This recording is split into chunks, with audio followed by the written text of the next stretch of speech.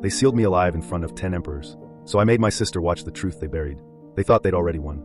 10 emperors stood shoulder to shoulder outside the ancient reincarnation seal, watching the runes grind my soul into dust.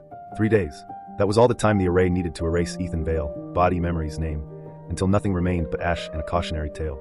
While I died, they planned to feast on my past like it was theater. Warren Tate, their golden leader, smiled the way only a man who has rewritten history can smile. Hands clasped behind his back, voice smooth as poisoned silk. No need for nerves, he told the crowd of cultivators, nobles, and wide-eyed disciples gathered like vultures. The seal only projects the victim's memories. It proves the refining is working exactly as planned. Ethan Vale, monster, fallen emperor, the man they had all agreed deserved to vanish. Behind Warren stood the 9 women who had once ruled at my side, empresses, sovereigns, legends wrapped in silk and killing intent. Now they watched me die like strangers. One of them, though she lingered, my sister, Nina Vale. Warren's gaze slid to her. Planning to leave, Empress Nina? Stay. Facing old nightmares builds character. Another emperor leaned in, all false concern. He haunted you long enough. Watch him break properly. Inside the seal I felt Ethan's memories coil like smoke behind my eyes. Good. I needed every drop of pain, every buried secret, every lie they had told themselves to sleep at night. Because I wasn't just Ethan anymore. I was the guy who grew up reading revenge stories for fun. Betrayal arcs, tragic backstories, the kind of plots where the hero dies screaming and the audience still roots for the corpse to win. These idiots had handed me the perfect stage. The seal didn't just kill. It broadcast every second of your life to the world outside. So I chose my first memory like a sniper choosing his shot. I focused on Nina. The seal trembled.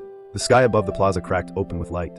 A quiet fishing town appeared, gray Pacific waves, weathered docks, salt wind cutting through a simple wooden house. Inside, a family of 3 sat at a rough table eating breakfast. Cheerful father, gentle pregnant mother, and a little boy with sea-dark eyes and a grin that refused to stay small. Young Ethan. Nina's breath caught so sharply the entire alliance heard it. That's Mom, she whispered. She had no real memories of them. Only fragments. Echoes. A name she had grown to hate because it chained her to me. On the projection the father laughed, rubbing his wife's belly. Your mom's due any day, kid. So what do you want? Little brother or little sister? The boy didn't hesitate. A sister. Why? Because Dylan next door keeps bragging about how sweet his sister is. I want one too. He puffed up, chest out like a rooster. I already picked her name. Nina. Dead silence fell over the crowd. Nina's face drained of color. The name she had carried like a curse, chosen for her before she even existed. Warren's perfect smile twitched for the first time. The memories surged forward. Young Ethan spent the morning fishing with his father, sold the catch in town, then slipped into a dusty bookstore and lost himself in forbidden texts about cultivators, sacred eyes, legendary bloodlines.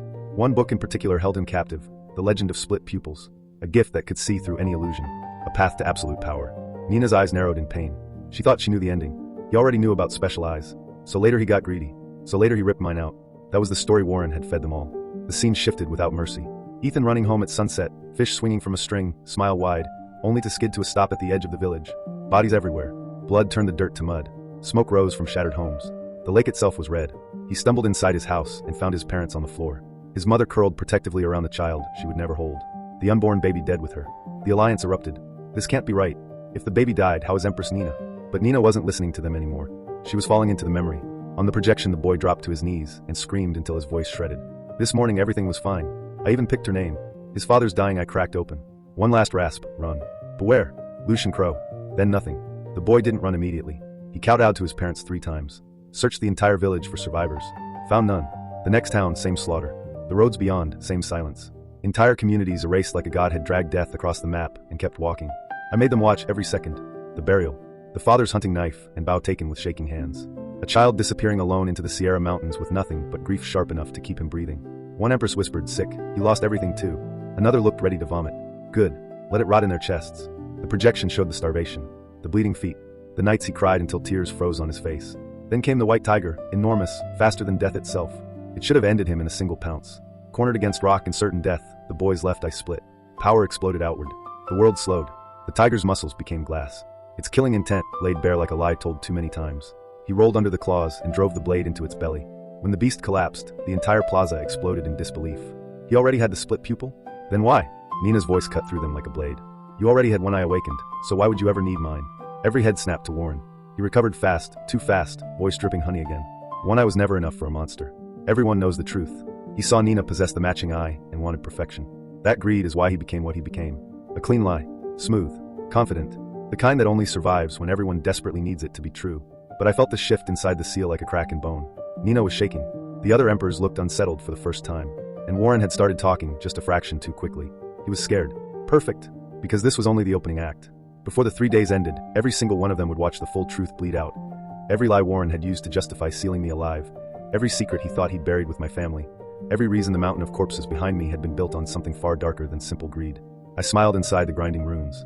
They came to watch a monster die. Instead, they were about to watch their entire world crack open. And my sister?